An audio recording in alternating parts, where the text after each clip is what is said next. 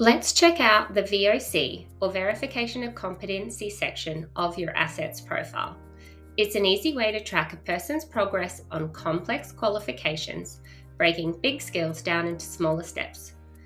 Just a quick heads up, a person needs a VoC role assigned to their details to appear here.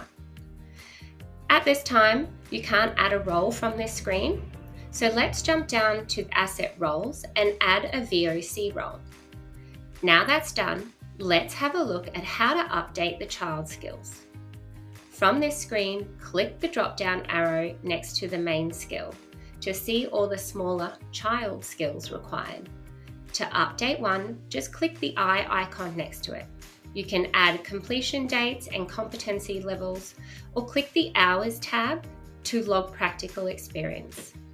You can also add attachments like logbook pages as evidence and send SMS reminders. Once you save, you'll see the progress bar on the main screen updates instantly.